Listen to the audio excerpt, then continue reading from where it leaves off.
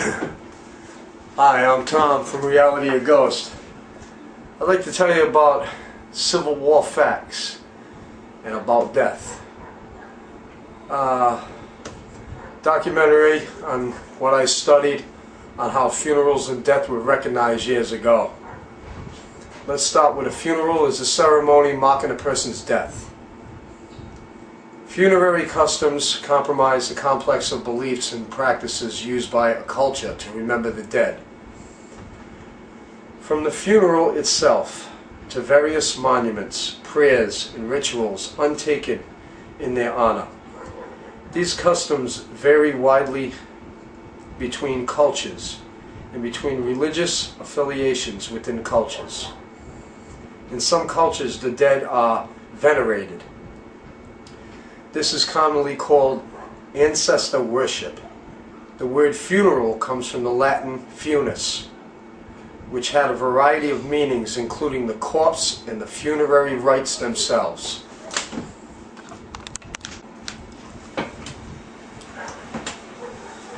Funeral rites are also as old as the human race itself, as well as other humanids. Citation needed.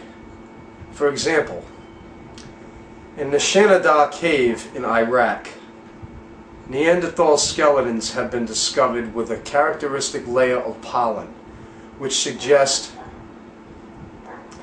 that Neanderthals buried the dead with gifts of flowers.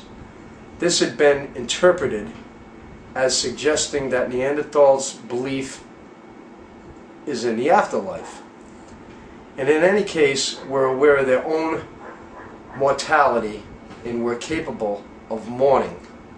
Civil War facts about death.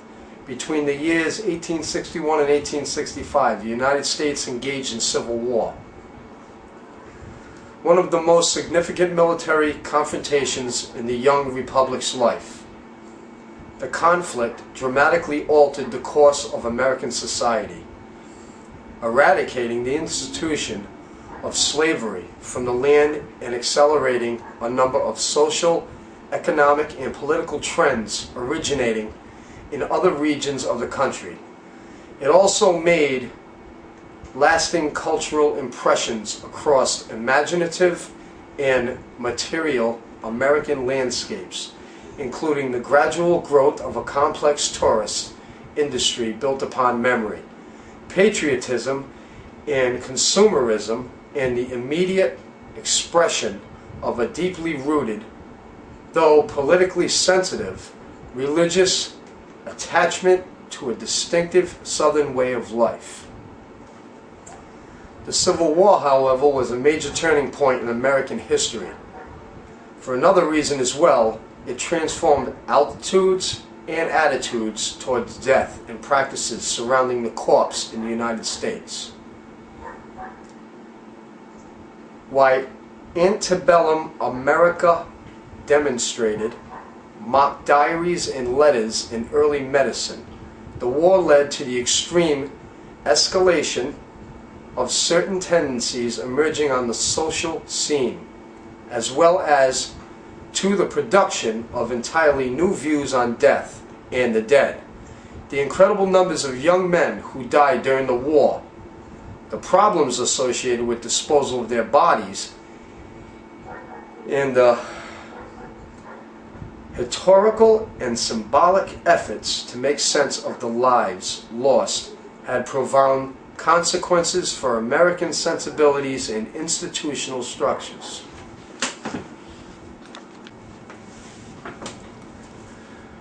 The presence of death during the war years. Death was a pervasive element of a social life in both the northern and southern sections of the country. Up until the war, Americans were quite familiar with the presence of death, intimate with its consequences in their own homes and local communities. Some estimates suggest that in the North, where more accurate records of the period are available. The crude death rate in the antebellum period was around 15 per thousand in rural areas. and between 20 to 40 per thousand in more populated cities. Most people lived in their late 30s if they survived the exceedingly dangerous early years of life. Chances of dying in childhood were also quite high. According to the many studies, infant mortality hovered around 200 per 1,000 live births, and roughly 10% of the individuals between 1 year and 21 years died from a wide range of causes. Despite this close and personal awareness of human mortality, Americans during the Civil War had a radically different set of experiences with death than previous. First and foremost, this conflict produced more deaths than any other war in the United States history. The total number of deaths for both the North and the South in the 40-year period was over 600,000. World War II is the only other major conflict that comes close to this number, when over 400,000 individuals died in battles across the ocean. More demographic information is available for the Northern armies than for the Confederacy, which did not have the resources to keep accurate records on soldiers. According to some historians, roughly 1 out of 16 white males in the North between the ages of 16 and 43 lost his life during the war. Even more astonishing than the overall mortality rates for the entire conflict are the number for particular battles. During the 3-day battle at Gettysburg, for example, 3,155 Union soldiers died. At Antietam, during 1 day of fighting, the Union lost over 200,000 young men. The carnage left on these and other sites, for both sites, boggles the mind, and must have been overwhelming to Americans viewing photographs. Visiting battlefields or reading detailed accounts in newspapers. Another significant difference between this war and other wars after the Revolution is the proximity of the battles to the American communities. The Civil War not only took place on American soil, it pitted neighbor against neighbor, family against family, countrymen against countrymen. Can you believe that?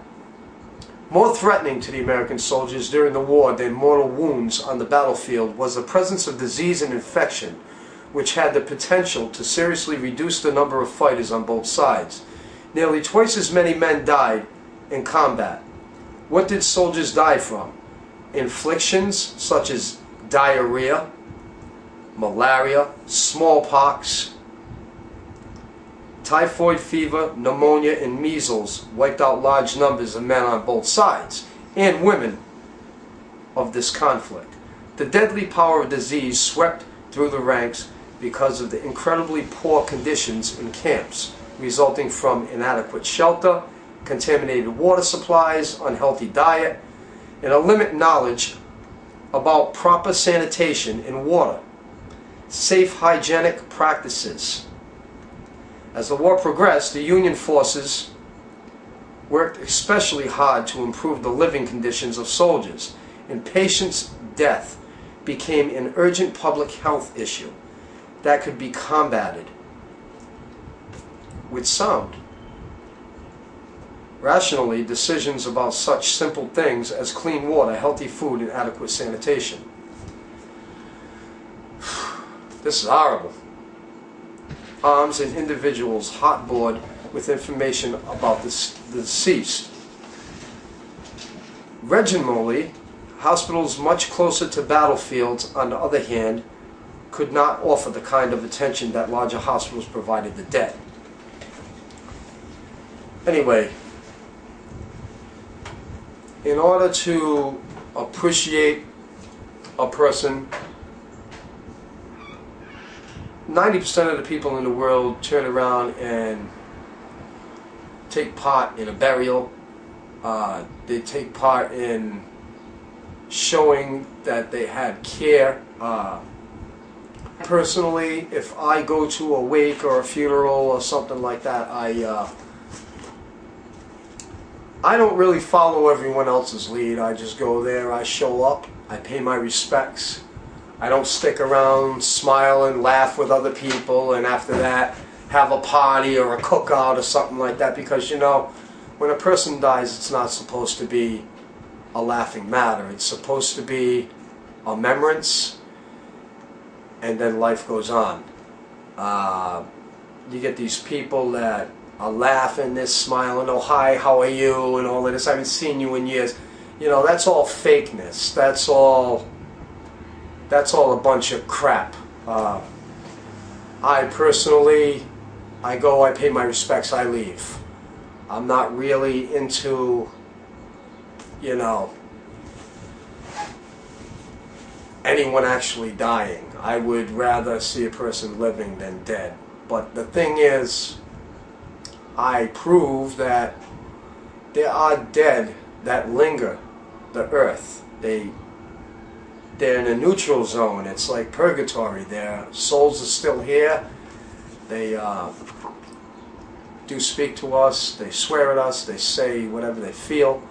And hopefully, I'm going to have a few more pages of this documentary, and I'm going to resume this later on in the show.